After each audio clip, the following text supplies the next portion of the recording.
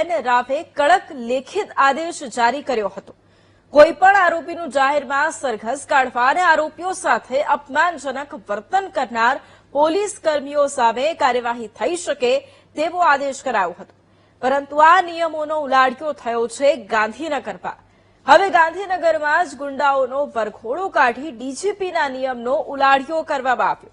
શું છે આખી ઘટના, જોઈએ આ અહેવાલ।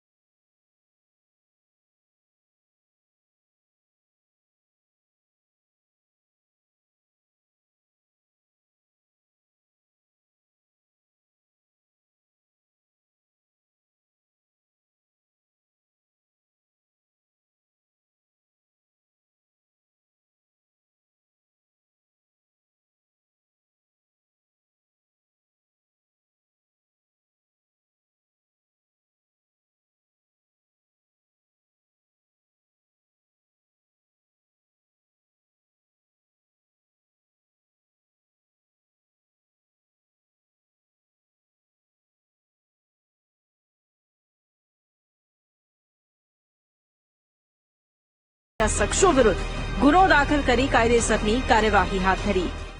ગઈકાલે જે બનાવ બનેલો છે તે દરમિયાન ઉત્સવભાઈના મિત્ર ભરતસિંહ ચંપાવત જે લેન્ડમાર્ક એવન્યુમાં જીમ ચલાવે છે એમના મધ્યસ્થી તરીકે એમને વચ્ચે રાખીને આ કામના જે આરોપી છે મહેન્દ્રસિંહ રાઠોડને સમાધાન પેટે બોલાવેલા હતા અને આ સમાધાન પેટે બોલાવેલા એ દરમિયાન ગઈકાલે લગભગ 9 વાગ્યાની આસપાસ આ જે આરોપી છે મહેન્દ્રસિંહ રાઠોડ એ પોતાની સાથે લગભગ 10 થી 12 લોકો હથિયાર સાથે છરી, ચપ્પા, જે ધાર્યું છે, લાકડી, આ અલગ અલગ હથિયાર સાથે આ કામના જે ફરિયાદી અને સાહેદો ઉપર મારામારી અને હુમલો કરેલો હતો। જે બનાવ એટેમ્પ ટુ મર્ડર અને રાયોટિંગનો હોય ઇન્ફોસિટી પોલીસ સ્ટેશને ગઈકાલે આ ગુનો દાખલ કરેલો છે અને આ ગુનાની ગંભીરતાને ધ્યાનમાં લઈને ગઈકાલે રાત્રે જ ગુનો દાખલ થયા બાદ તુરત જ ઇન્ફોસિટી પોલીસ સ્ટેશનના ડી સ્ટાફ, અમારી જિલ્લાની એલસીબી ટીમે અલગ અલગ ટીમો બનાવીને રાત્રે જ જે આ કામના ગુનામાં સંડોવાયેલા 11 આરોપીની ધરપકડ કરવામાં આવેલી છે।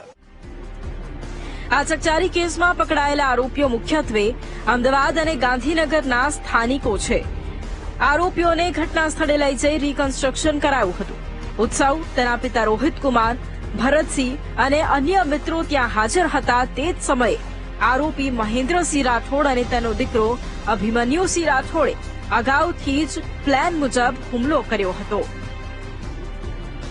મહત્વનું છે કે 2 મહિના પહેલા ગુજરાતના પૂર્વ ઇન્ચાર્જ ડીજીપી ડોક્ટર કેએલએન રાવે એક કડક લેખિત આદેશ જાહેર કરી કોઈપણ આરોપીનું જાહેરમાં સરઘસ કાઢવા અને આરોપીઓ સાથે અપમાનજનક વર્તન કરનાર પોલીસ કર્મીઓ સામે કાર્યવાહી થઈ શકે તેવો આદેશ જારી કર્યો હતો।